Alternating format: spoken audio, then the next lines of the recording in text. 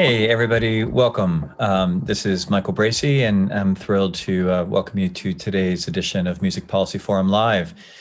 Music Policy Forum Live is our weekly conversation program where we talk with music stakeholders in public sector, private industry, philanthropic advocacy sector, et cetera, about what we all can be doing individually and collectively to help create and sustain stronger, more resilient, and more equitable music ecosystems. And we are absolutely thrilled that you are choosing to spend some of your day with us today. As always, if you are new to the show, we're thrilled you found us. If you've been with us for a long time, as I know a lot of you have, we're thrilled you're coming back. If you are so inclined, don't feel obligated, but if you're so inclined, put your name and where you're joining us from in the chat. It's always fun to see the diversity of experiences that we have and geography, people who participate in this program. If you have questions during the program, we'll ask you to use the Q&A function here in Zoom, and we'll try to get to as many questions as we can. We've got some pretty remarkable guests today, and I think all of us are going to have a lot of questions, so we certainly encourage your participation and engagement. Our producer, our ACE producer, Alex Dolvin, will be putting resources in the chat window as we go through the day, including links and articles and other things that you may find helpful. If there are other things that you would like to populate in the chat, feel free. This is meant to be a community-based, interactive, and collaborative conversation. Finally, we're celebrating our anniversary of starting the show. We started the show a year ago. It's been a lot of fun. It's been a lot in general. I can't believe it, but we've had 125 guests from all over the world joining us to share their expertise and wisdom as we all try to figure this out together at the same time. Alex is putting links to some of the archives into the chat. If you, again, are new to our program and want to poke around and see some of the stuff that we've talked about for the past year, it's all there online, and we're excited to be able to share that resource with everybody. So, with that, again, you can always email us at musicpolicyforum@gmail.com. We are happy to receive your feedback, your encouragement, your ideas, your very kindly worded constructive criticism, if that's what you feel like you want to bring to the conversation. We really do appreciate hearing from the audience and getting ideas and inspiration for future topics and guests. A couple of quick news updates. Again, if you're watching the show, you follow this stuff pretty closely. But a couple of developments from this week that maybe didn't get out yet, or we haven't heard, haven't been out in circulation as much as they could be. Big news out of King County, Washington, and again, you know, our Seattle and King County team are a big part of the work we do at Music Policy Forum. Dow Constantine, who many of you know, is regarded as, if not the most music-friendly elected official in America. He's certainly on the short list. Executive Constantine came out with his proposal for how King County will spend their share of federal relief dollars and recovery dollars, including over $20 million in investment in the creative economy as part of that package. So that is a proposal. It needs to go through all sorts of processes at the county level before it's eventually adopted, but it's great, as always, to see not only the leadership that Executive Constantine is showing at the local level, but also setting a mark that we all can take to our own government.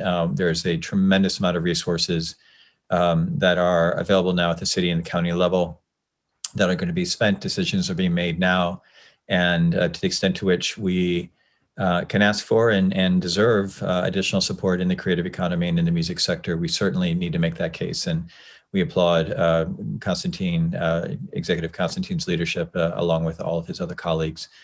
Also, just an issue that's been boiling for years, and of course, Music Policy Forum existed well before the pandemic and will exist way after the pandemic. We've been doing this work for a long time, and there's some real progress here in Washington, D.C., which we're really excited to see with the introduction of, essentially what is the agent of change principle in a proposal that the DC Council is going to be taking up in the next couple of weeks.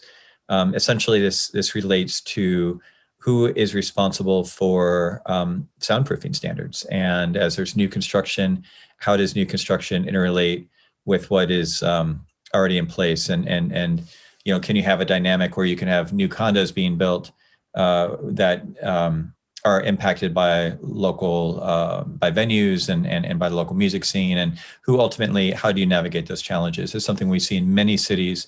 A lot of our colleagues in Washington have been working on this issue for a long time, and we're just thrilled to see the traction they're getting at the DC Council level, and hope to have some clarification and some real tangible progress over the next couple of weeks. So I wanted to shout that out as well. And with that, we have a packed show today. And again, since you're watching this program, you probably follow this stuff pretty closely. But we have the SBA moving forward with the timelines and protocols related to applying for the shuttered venue operator grants. We have the reopenings happening in different stages in different communities across the country, and different governments dealing and navigating very complicated and challenging politics around reopening. And then we have our venue community and our music connectors who are still trying to figure out how we put the pieces together and get ready for the future. So we're going to have 3 segments today, starting and Sean and Jim, if you could turn your cameras on. We're happy to start off, thrilled to start off with Sean Watterson and Jim Brunberg. Sean from the Happy Dog in Cleveland, Jim with Mississippi Studios and other hats that he wears out in Oregon. These are the national co-chairs of the National Independent Venue Association Task Force on Save Our Stages implementation. So they have been volunteered. I don't know how y'all got this job, but volunteered to help with communications and outreach, so people understand what these grants are, how people can apply for them, what the process is, and all that good stuff. So welcome, and big news over the last week or so. Where are we? What do we need to know? Well, there's one other co-chair, Tanisha, and she is in Jersey. Yep. She couldn't be on the call today, but I think to answer your question about how we got the job, I think Sean and I both operate small venues, and we were worried that a lot of our friends who also operate small venues were going to fall through the cracks. And some of these people are people who have mortgaged their homes and taken out personal guarantees on loans to keep their venues alive. And we wanted to make sure that this program was reaching its intended recipients to keep the music economy and ecology of venues alive, from the gritty little corner venue bars on the streets of New Orleans to the jazz clubs of New York, up through the performing arts centers and larger venues. So that's how we got the job, is we kind of stupidly volunteered for it. It's been a lot of fun. We met a lot of really great people. Yeah. And full disclosure, we're both ex-lawyers. We're both refugees from the law. Well, I never became a lawyer, but I just want to say you have been more tainted than I have, my friend. Well, and actually, Sean, I mean, that's been important that you, and this is, part of what's so fun about the music community is everybody has these twists and turns and how you wind up where you are. And you have extensive public sector service. You've worked in government. You've seen how this stuff works. You kind of, have that knowledge base, which has been really helpful as our whole community. Many of us, I mean, I'm fortunate that I work in policy. So a lot of this, is stuff I've worked on for a long time. But for most of us, the idea of taking a concept like Save Our Stages and putting together a relief package that then not only makes it through Congress, but then gets implemented as a funded program out of the federal agency is really daunting. I mean, it's a lot of work. And I know that people are frustrated that it's been 4 months to get to this point, but we're there. So as we're thinking about, all the different constituencies that need to get ready, I mean, what are some of your takeaways, and what are some of the resources that you would point people to as they get into the kind of that final decision-making process? Well, one of the things that I think we have to take a step back and realize is how amazing it is that this program exists, and the fact that with the addition in the last stimulus bill, that's $16.25 billion. That's almost 100 times the National Endowment for the Arts annual budget, that the SBA, which is not in the business of giving out grants, had to come up with a program that addresses for-profits and not-for-profits, different sizes, venue operators, promoters, museums, movie theaters. So this was a huge ask of the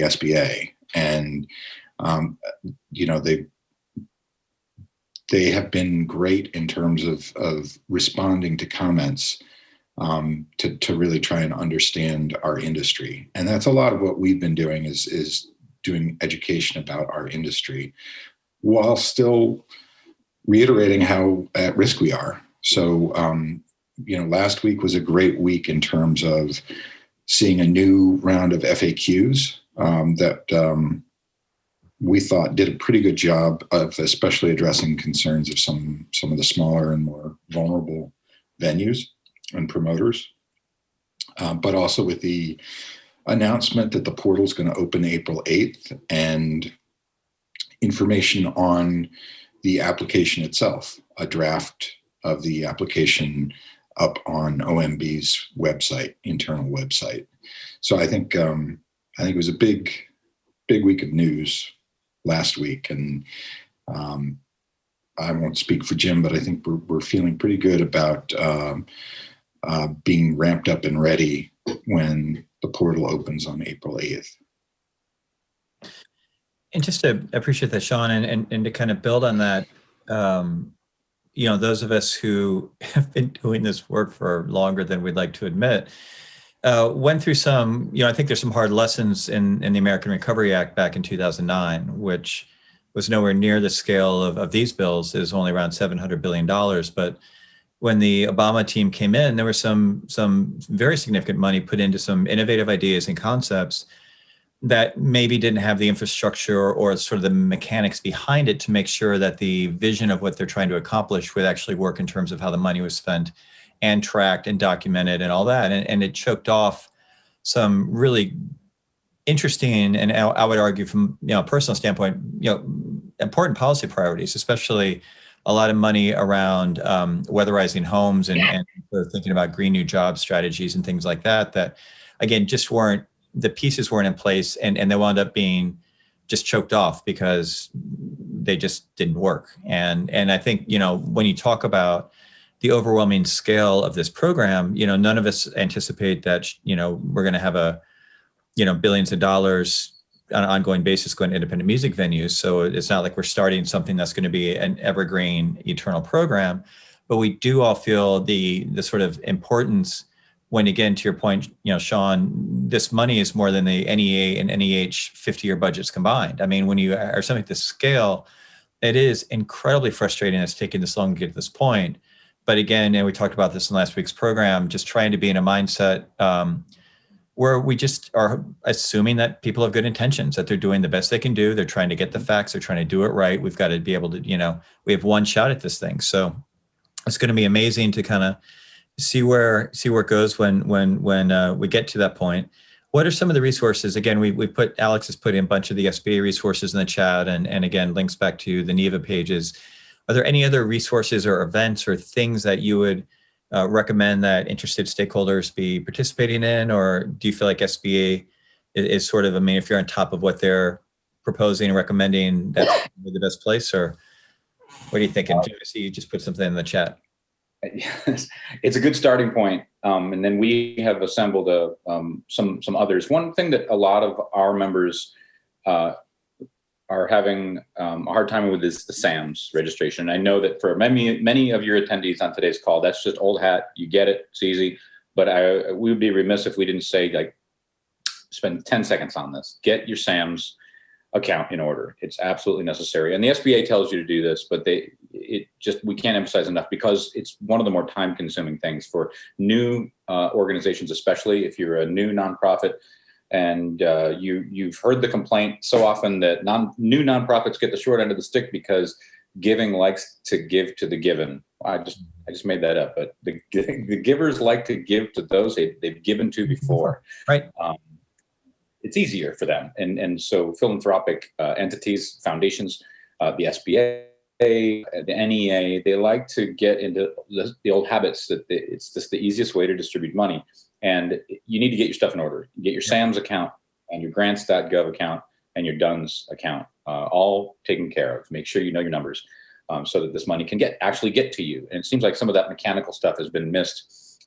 We've heard that there are a lot of venues who still haven't gotten their SAMS account in order. So I put the link in there for a good slideshow about that. And then I'll put a couple other links in here for resources that these resources are out there, but these are the ones that they can take up to 10 days. So get that straightened out, because that's, I think we're looking at 10 days from now, the program starts. So you still have time. It's not too late. Don't be daunted, but get that in order. Yeah, and could you guys speak to so I think it was yesterday, this week has just been so overwhelming. Is Wednesday or yesterday, the Senate voted to formally extend the PPP program. Could you speak a little bit to how PPP is sort of interrelating with shuttered venues among NIVA members and other potential applicants? Sure. It was great news that the extension came. It would have been better getting that information sooner, because I know a lot of our members, lending institutions, were shutting their portals down a couple of weeks in advance of the March 31st deadline. But the good news is folks can apply for a PPP loan and not get themselves disqualified from a shuttered venue operator's grant. That was one big change when the last stimulus bill passed. And now, fortunately, the form has changed so that you don't have to worry about checking the box saying, I will not be applying for an SVOG loan. So that's taken care of. One of the other things that is nice about this is the PPP loans are processing quickly from what we're hearing. So for those who are in dire need of cash infusion, it may be a faster route than the shuttered venue operators grant. But also a sort of side benefit of this is for those who do apply for PPP too and get that loan, that amount will be deducted from the ultimate shuttered venue operators grant they would receive. What that means is there will be more money in shuttered venue grant in the SVOG program, because the PPP dollars that come out will be PPP dollars. They won't be SVOG dollars, not to throw too many acronyms out. But the flip side of that too is to keep in mind that if you are applying for a PPP loan, the PPP rules apply on the use of funds, and you have to go through the process for getting those loans forgiven. It's not like that magically converts into an SVOG grant at a later date. So hope that helps. It does, and it helps, and also reinforces that, again, this is a new competency for most of us, and we haven't been thinking about these. I mean, obviously these acronyms are new acronyms. We haven't thought about these processes. Jim, your point about sort of getting the early stuff done so you're at least eligible to make informed decisions is so critical. If folks have questions, we're going to lose Jim and Sean in a couple of minutes. So if you have questions, pop in the Q&A. I do have one more sort of, I don't know if it's a strategy question per se, but we have so many people participating today in the audience and as our next guests who actually work for cities and work for the public sector. And I'm just curious if you have advice for them as they're getting a lot of questions from potential applicants or people who are just at the end of the rope. They just don't know what to do next. Are there sort of, again, other than directing the SBA and the local offices and things like that, are there some themes or some ideas or some examples you've seen of cities or counties or even states working to sort of educate, mobilize, and resource their community? Yeah, I would say with specific regard to the Shuttered Venue Operators Grant Program, there are resources at the Small Business Development Corporations and the SCORE offices. Those are both affiliated with the SBA district offices. And we've been referring folks to those resources.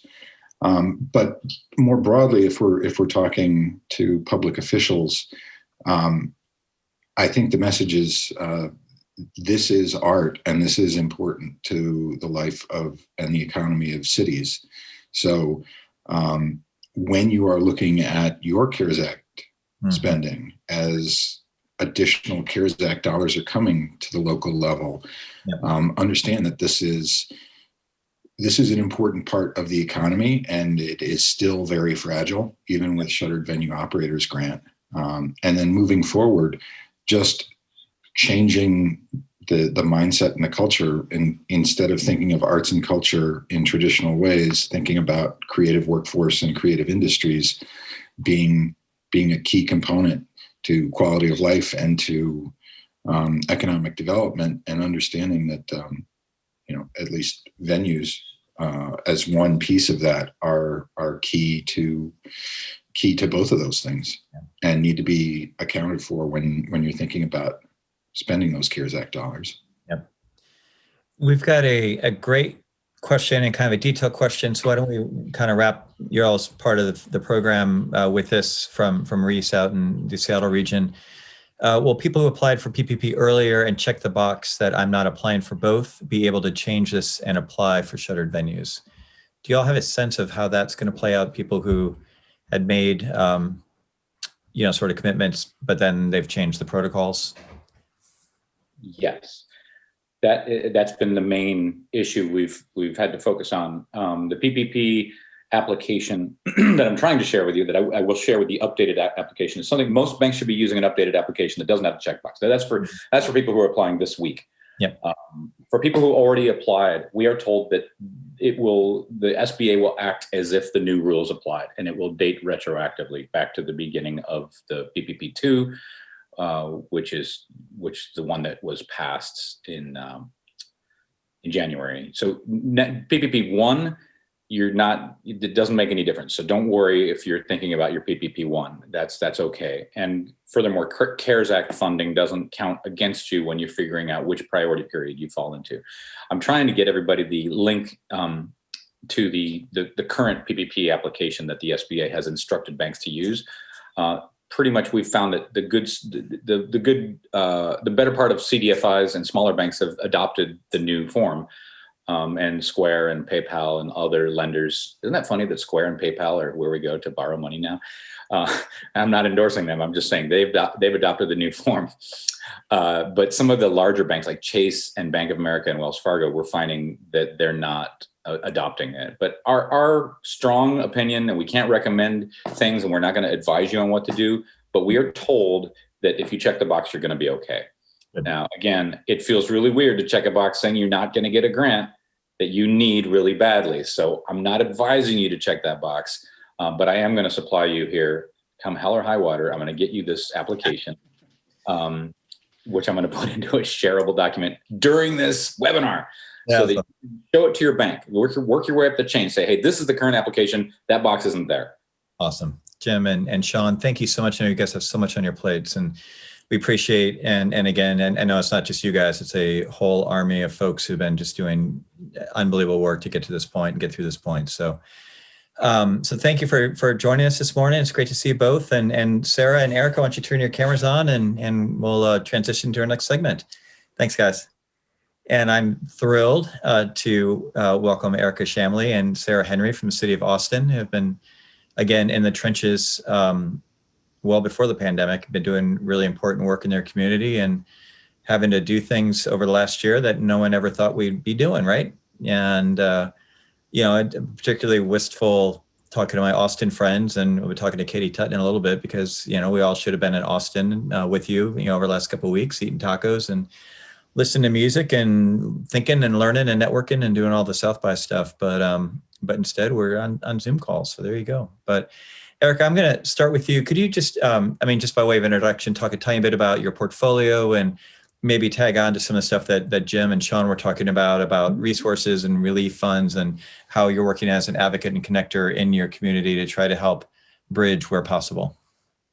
Sure.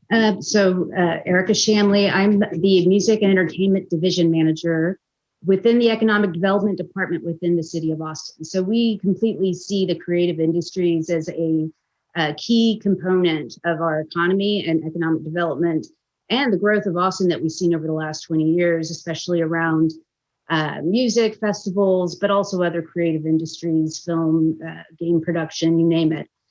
So when South by Southwest canceled, that was kind of like the central point that reverberated out through the year. Last year, I've never seen a city pivot so quick. This is a big bureaucracy that realized that we had to do things differently very fast. Not only getting all of our staff online and just all of us converting to a virtual environment, but what could we do to assist, immediately? Typically, South by Southwest month is the most expensive month for venues as far as their leases are concerned.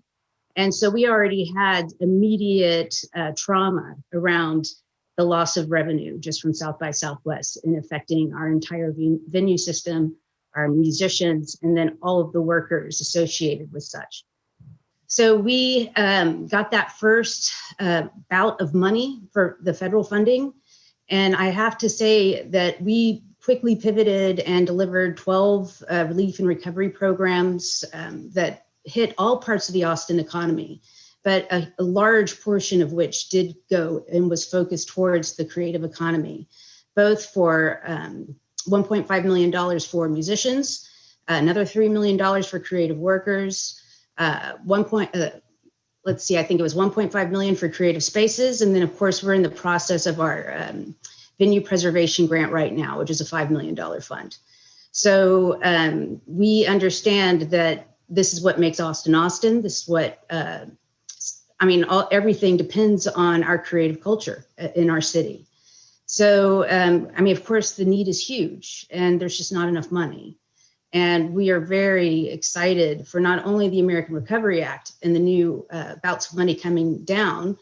In fact, the Economic Development Recovery Officer, Veronica Bracy, has presented our framework to council to consider for relief and recovery and resiliency going forward. And it does include a big investment in creative industries, musicians, artists, and creative spaces.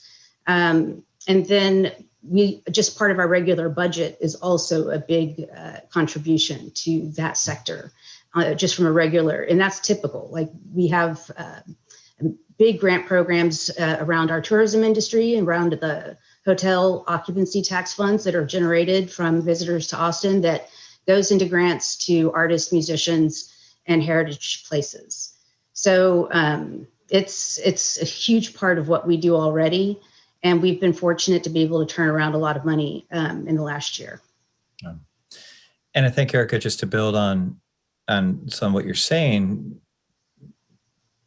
Austin, again, we talk a lot in this program, just thinking about kind of pre-pandemic, post-pandemic, just sort of the thought exercise of if we weren't in the weeds of just dealing with the realities of this nightmare, what would we normally be doing? And, Austin is, again, one of those classic cities like Seattle and like many of the communities that we work in that are dealing with really complicated questions about identity and culture and viability of the creative, economy and creative workers, and where does music fit into that, and infrastructure, and how does that get sort of put into the lens of the tourist economy? And it's just really hard times. And I think we all have, so much appreciation and empathy for people who are dealing, again, with these day-to-day, moment-to-moment issues that we have to be dealing with, because it's just, the crisis is real.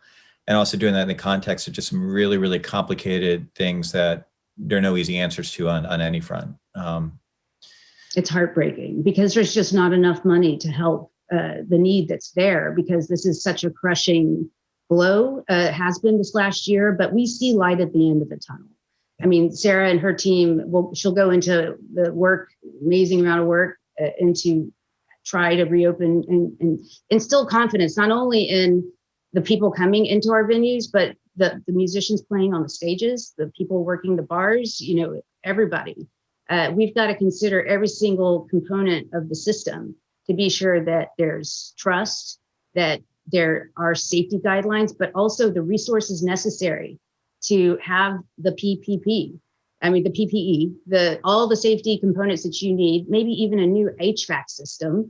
Also, you've had venues closed for months. And trust me, when you start trying to use that ice maker again, or those water lines, they will be broken. Yeah. And so we're going to see a huge cost associated with reopening. And so we will, try to cover that within this framework. And then, of course, in the shuttered venue grant, it's going to be crucial. It's like capital expenses beyond just the revenue losses that have to be considered to reopen safely and or to reopen at all. Yeah, and that's a great segue. Sara, welcome, and we're so happy to see you again. And so you all have been very busy. So again, I think everybody who watches this program, probably, I don't know, maybe some people are new to the program, but are very familiar with our Reopen Every Venue Safely network, and Sara and Brian Block and others in Austin have been key thought partners and drivers of that national cohort, and have been doing really great work trying to work with our other pilot cities to think about how do we navigate these unprecedented times, together in real time. You all have made some news over the last couple of weeks, so congratulations. And Sara, talk just a tiny bit, very, very quick introduction kind of in terms of what your portfolio is, and then let's dig in a little bit to the reopening guide. Sure, thank you. So the purview of Austin Center for Events is really centered around both the political and economic nature of the event industry, both indoor and outdoor within Austin, and really is a very technical permitting function. So if you're having a change of use, or if you want to do something outdoor on city-owned property, we've got a collaborative collection of our public safety agencies, including transportation and parks, who are working together to ensure that applicants are able to have safe events just in normal times. Like so many things throughout COVID, we've really pivoted our work to focus on other policies that we can just support brick and mortar businesses. We've got a program for when businesses had a lower capacity limit within the city to be able to operate indoors. We established a program to allow them to expand their capacity outdoors called Shop the Block. So we've pivoted our staff to support those initiatives. And then a lot of our work has been focused on trying to get these guidelines to a place where not only did they make sense, but that we were ready to release them publicly within the right time. So a lot of the work over the last year has been working with Revs and working with other organizations that have born out of COVID that create a collective voice for this industry.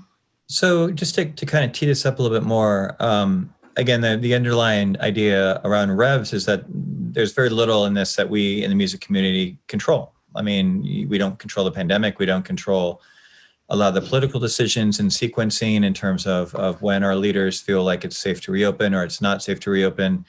Or some of the protocols that they're going to ask us to live under, or the economics. I mean, there's a lot of stuff that, we can engage with without feeling like we can just do what we want to do. And, trying again in real time to kind of navigate the complexities of those issues, has really been at the heart of the Revs work, because again, it's our goal to reopen as quickly and safely as possible when the time's right. And make sure, I think to Erica's point, that we have this transparency and trusted communications with our musicians, with our music workers, with our audiences. So there's a real sense of accountability in terms of what's the deal? How is this really working? And again, this has been, I was going to say a fool's errand, and I don't think it's been a fool's errand. I think I think we've understood from the beginning, this is freaking hard.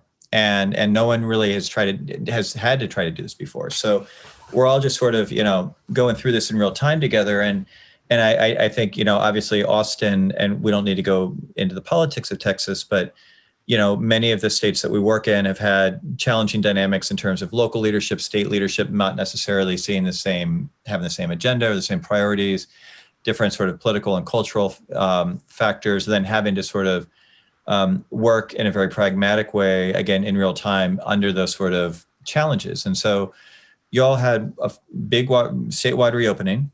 Mm-hmm. That then on the local level, you had to figure out how do you sort of navigate the statewide reopening in a way that hit the priorities and the goals and the objectives of your local leadership. And that's sort of reflected in the reopening guide. Could you talk a little bit more about what's in the guide and what Sure. people look for in that? Yeah, absolutely. And to just elaborate a little bit on the philosophy, I mean, throughout the course of this pandemic, our public health officials have really worked lockstep with us. And so there's this balance of, adhering to the needs of public health, and then also recognizing that there are economic health consequences to venues being closed, and specifically to the creative sector industry. Just unlike restaurants, unlike some of the other things that have been able to come back faster, as we saw with South by, this was the first thing to be shut down, and will be one of the last industries to come back. And that is something that's been said time and time again, not only in Austin, but in other cities. So just within the framework of what is our philosophy, how can we instill consumer confidence through these guidelines? Because as Erica mentioned, and as our NIVA partners know, even if things are reopened, as in Texas, they have been at 100% capacity, that doesn't necessarily mean that people are buying tickets to go see shows, or that artists want to play in these venues, or book a circuit for a festival circuit. So the guidelines are really designed to help do that, to help have a basic standard so that whether you're indoor or outdoor, we're all operating from a space of what is safe.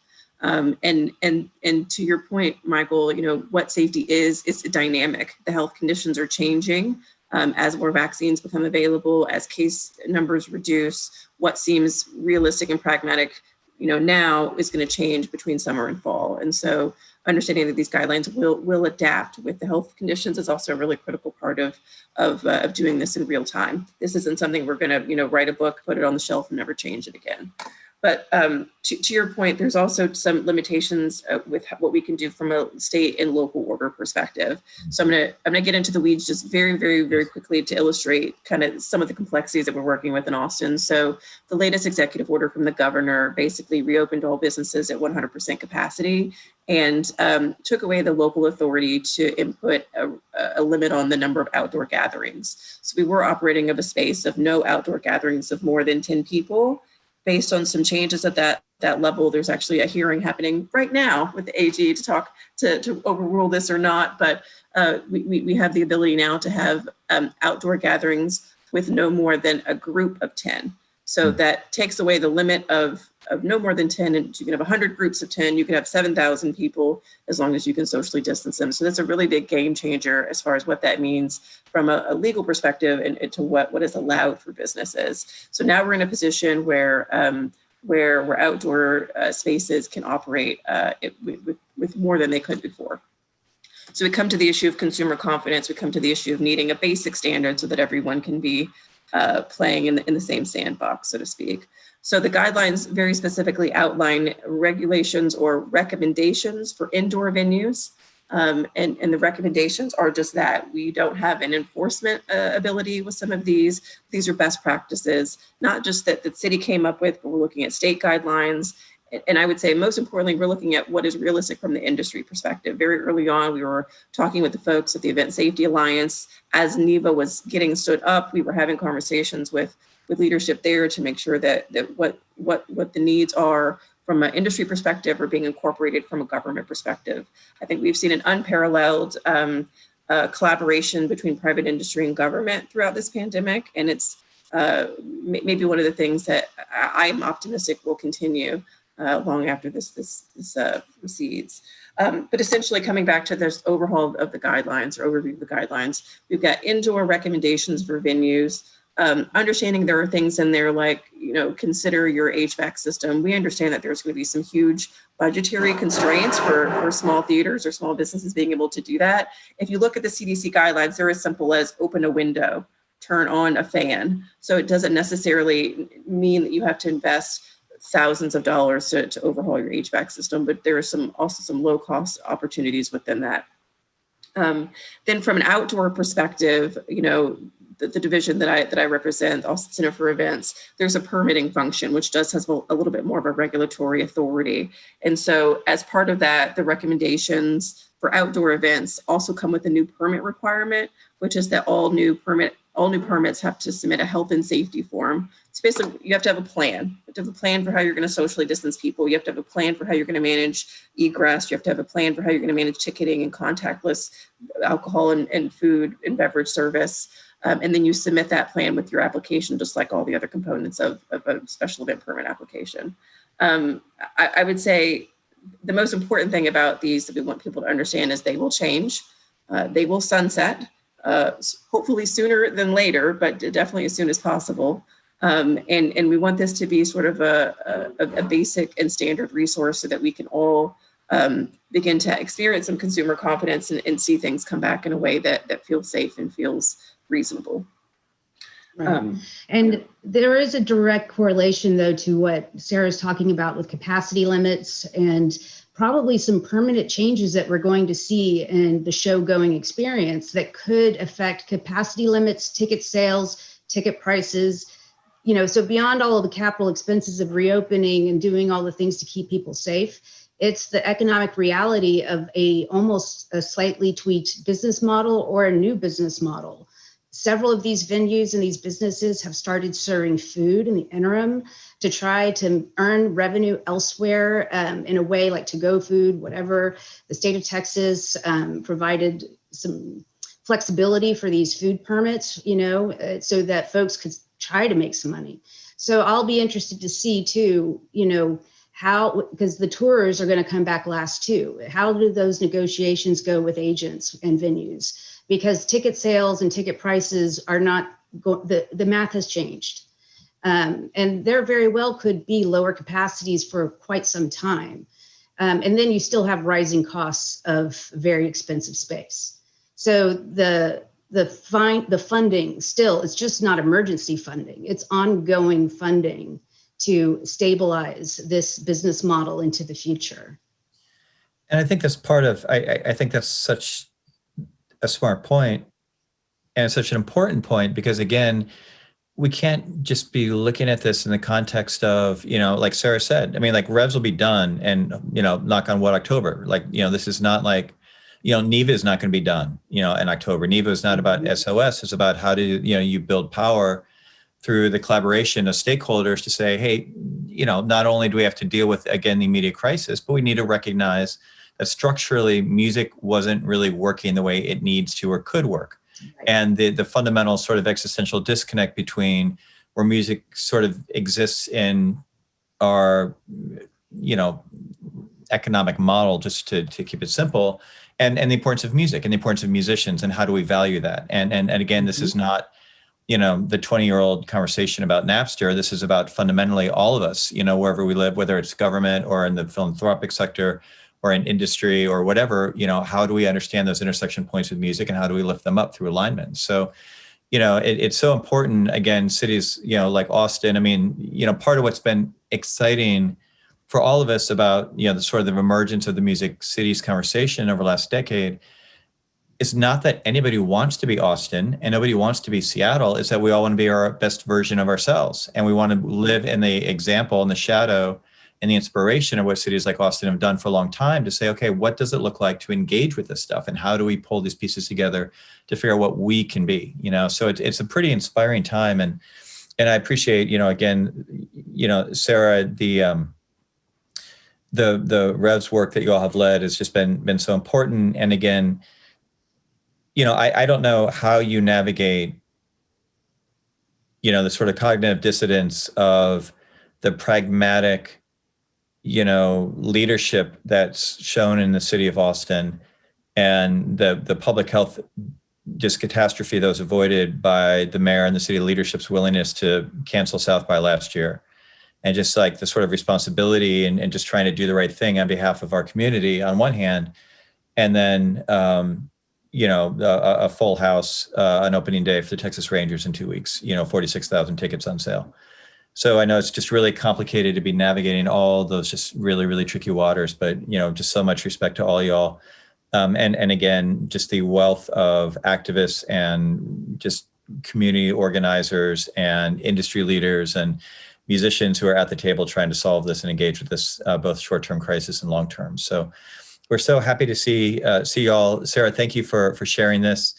Again, our mission at Revs, not to we had a big Rev show last week, so we don't need to get stuck on that topic, but our mission ultimately is not just about our 18 pilot cities, but it's about every city in the country that has to do this work, and how can the example of Austin and others help be a resource for all these other communities that have to do this. They just haven't been thinking about it for 18 months. So we're excited to kind of take this stuff and amplify it out. And it's great to see the supportive comments for y'all in the chat from audience members. So thank you. It's great to see you both. And Katie Tuten, let's bring you into the conversation. Katie sitting cleanup. If we still have Katie. I'm here. There she is. Hey, Katie Tuten. How are you, my friend? Okay, good. There you are. Good. Well, I don't know. I know you've got a lot going on, so I'm not sure how much of the last 45 minutes you've been able to listen, but I thought it'd be great to bring you at the end, because you are in the middle of all these things. I mean, this is just what you've been living, not for the past year and a half, but for your whole, professional life, in terms of social justice and community organizing and working with government and independent music and venues, and the power of what all those things can bring to people that doesn't necessarily get translated into the economic sort of metrics that we like to use in this country. But why don't we start just big picture? Could you just, for those who have not a chance to meet you or come to the Hideout, just quick introduction to who you are and what are the different hats that you've been wearing? So I am the co-chair of the Chicago Independent Venue League, and I am sort of the leader of the Illinois NIVA chapter. And in about 15 minutes, I'll be on a meeting with Sean and Jim with what we call Rocks and Socks, which is a brilliant community organizing where NIVA has different, Sean, where we have different groups that we get the message and then we share it with those within our local communities. And so we have, with Illinois NIVA, we have a weekly meeting with the SBA. So there aren't like 10 million stressed out people calling our local SBA director. So we collect all the questions and then bring them to the SBA and then report back to the group. So that's basically, and then civil, we've been around for now probably 2.5 years. And it was you, Michael Bracy, who were extremely helpful to us and helped us to establish civil. And I will be forever in debt to you for that. So kind of you to say I don't deserve that. It's totally true. Yeah. And so what's happening at the Hideout these days? So for the Hideout, because we're a smaller venue, we're pretty scrappy, and we immediately started streaming shows online. And we reached out to local artists who are our friends and asked them to design Hideout bucks, which is essentially like gift certificates, but it was also a way to get money into their pockets. And we had local artists designing t-shirts. We've been selling puzzles. And now that weed is legal in Illinois, we have Hideout one hitters. So, and our store has, I know, right? So our merchandise has gone really well. But I just want to say this, that thank goodness we had civil prior to the pandemic and then NIVA, because without the emotional support of our colleagues, I don't know where I'd be today. Really, this has been extremely stressful, and we lean on each other for advice, really more support than advice. We're very cautious not to advise people on, how to check a box or not check a box. We usually say, talk to your lawyer or accountant, so. And then here in Illinois, the governor released their reopening. The mayor was, I think, kind of unaware that they were doing that so quickly. So just yesterday, the mayor's office put out their reopening standards, and we're all now scrambling to interpret what they mean, but it's pretty similar. I mean, it's like 50 people is kind of the limit. The city has been very aggressive with helping people do things outside. The other thing that was really important was our governor, with the rescue funds, with the CARES Act funding, they set up a program called the Business Interruption Grants, which absolutely I know 3, maybe 4 venues that would have already been closed with this bridge funding. So lesson learned there. We are now trying to meet with the city and the state to carve out some of the American Rescue Relief Funds for those that may slip through the cracks with SVOG or even PPP. So we have a meeting today with the commissioner of DCASE at 4 members of civil. We're meeting with the state next week. You'd be very proud of us, Michael. We learn from you, go straight to the top and, make these requests. And again, we've learned we're taking things from Austin, we're taking things from DC and kind of figuring out what works best for us in our community. So we're not recreating the wheel, so those have been very helpful lessons learned. Well, and let's talk a little bit more about civil. I think what you said was really interesting because my observation, and I want to be really clear that, music there's such a remarkable sort of boundless diversity of interest in music, and people get involved in music for lots of different reasons, and they have different goals and objectives, and there's no one right way or wrong way, and they all are important to be held up. So I don't want to sort of say there's a right way to do things, But I do think, and I think Katie, you and your husband Tim and I, we kind of run in some similar circles and kind of think similarly about music and why we are interested in music. And one of the sort of, ironies I would suggest going back, and we've known each other for a long time, but going back over the last couple of decades, is that while we've sort of had these federal sort of policies over 20, 25 years that have been challenging, not helpful. Let's just say they're not helpful. Whether or not they've been actively destructive is a different conversation. But in terms of lack of antitrust enforcement, lack of federal funding, lack of, I mean, nothing, not really a lot there to help support our community.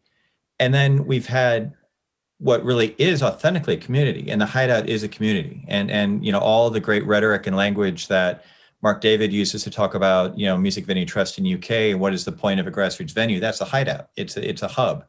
And it's a hub of people who care about music and culture and politics and activism and sports and movies and comedy and whatever. But it's a community. But it's a community that, I'm not calling it the Hideout. I'm just saying in general, our collective communities didn't really engage in the mechanics of governance, and we didn't really figure out how do we strategically work together. And I think civil is such an interesting concept, again, predating, COVID and all this, because it was a recognition that y'all were competitors, but you also completely had so much in common. Could you talk a little bit more about, I know civil was a response to a crisis as well, but talk about build on what you were saying about having the community of civil to lean into, because I think that's going to be really important when we're post-pandemic in all of our different communities. We're thinking about where do we go from here? What kind of ongoing collaboration and ecosystem should we be thinking about building? Yeah, I mean, I really hope, Michael, as we come out of the pandemic, that we have solidified these relationships, not only with each other, but with the governmental entities. And to your point, many of us had never really worked with government short of the alderman or congressional member calling you and asking if they could have a fundraiser at your place, right? I mean, many of us never really sat down at the table to really do a deep dive into policy as well as allocation of funds. And I think even talking to people in the state of Illinois, just them being aware of the power that they have that was untapped. And, we saw that the 2 million calls to Congress to get, at that time was called Save Our Stages. I think too, we have realized that trust is a big issue.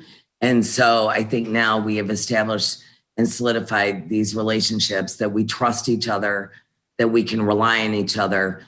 And I'm really hopeful and confident that as we move into the future, it will continue.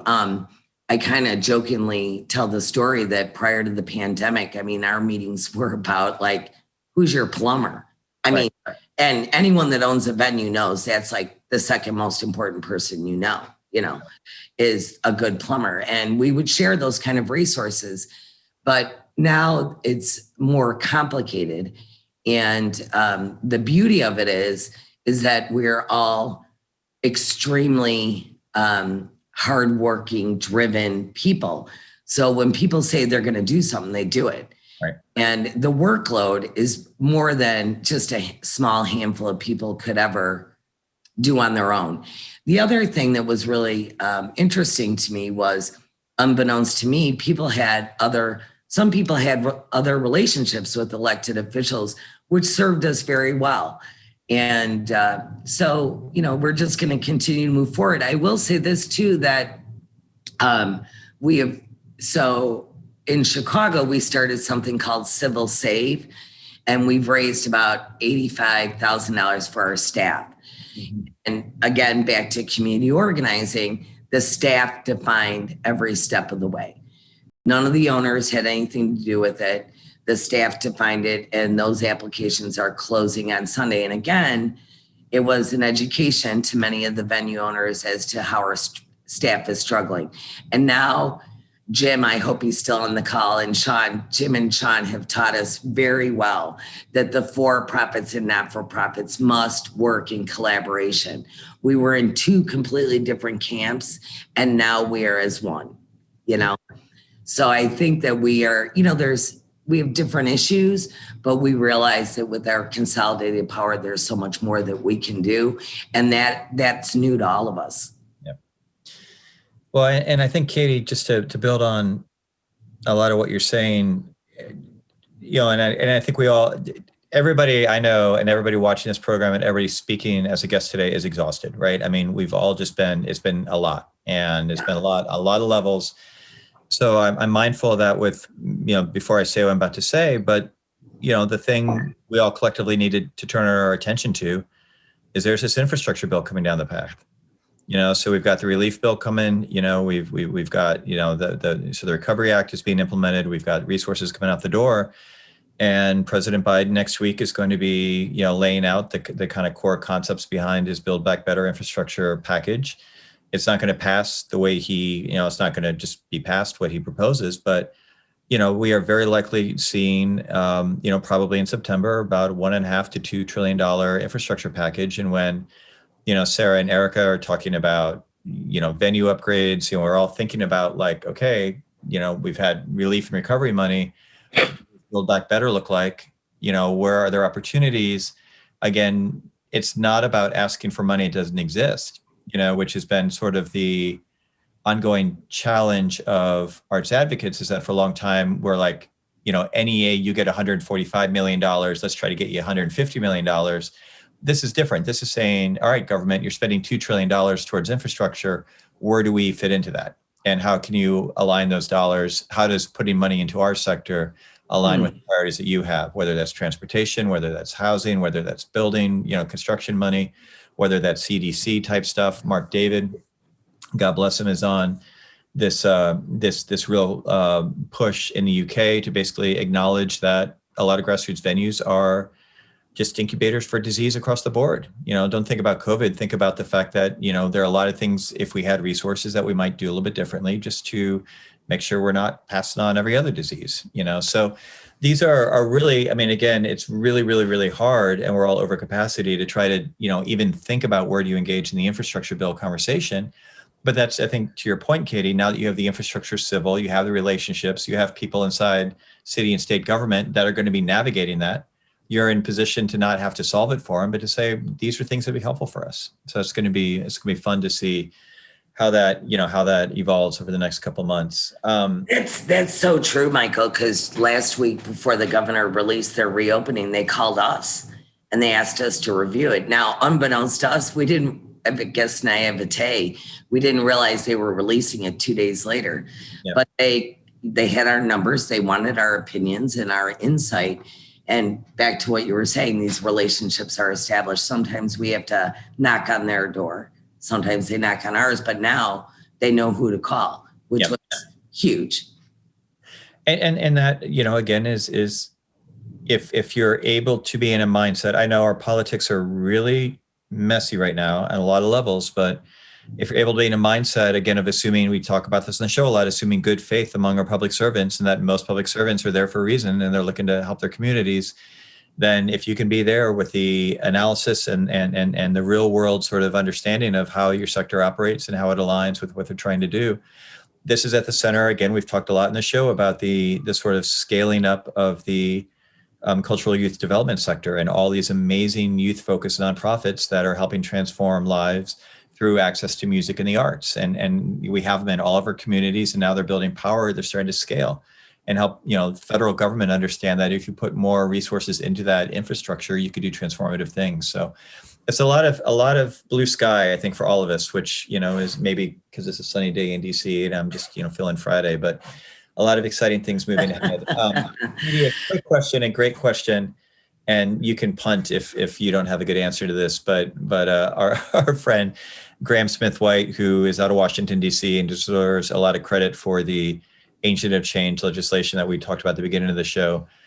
Graham caught his ears perked up when you mentioned that Chicago is learning from D.C. and asked if there's anything specifically that you'd flag that you've been learning from DC, or that you would take away.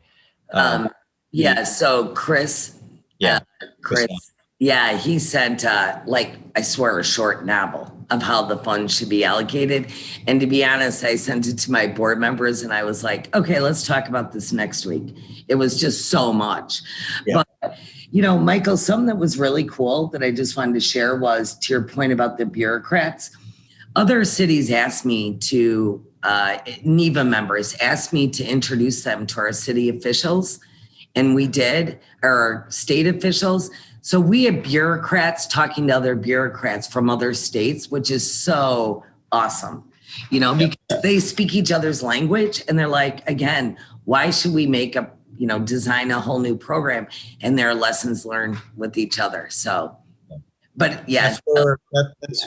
That's Katie, what we're trying to do. And that's what this show's about and Revs is about. And, hopefully, collectively, people like Erica and Sara and their colleagues in other cities and states, we're all just working to puzzle through together. So, yeah. So with that, we're at time. So again, I want to thank all of the guests for sharing their wisdom and their knowledge and helping inform and educate us about stuff they're up to, things we need to know. As always, just so much appreciation for Alex Stolven for producing it, making it work well, and the Music Policy Forum board for all their support. And of course, to all of you who watch the show, many of you on a weekly basis, again, we really appreciate your feedback and encouragement. This program will be on our archive with all of our other programs early next week. If there was something you saw this week that you would like to share with friends and colleagues, please do share the links. If you have comments, questions, constructive criticism, you can always hit us up at musicpolicyforum@gmail.com. Michael, can I ask you one question? Oh, I'm rapping, but yes, super fast. Okay, just really quick. So you piqued my interest with the youth initiatives. Can I suggest you have a panel on that? Yes. Many NIVA members are on boards with youth music, and I think that we should. Yep. Okay. I appreciate that, Katie, and we're actually actively programming that for later in the spring. So that's good encouragement. So thank you, everybody. It's great to see you. Have a great rest of your day. Cheers.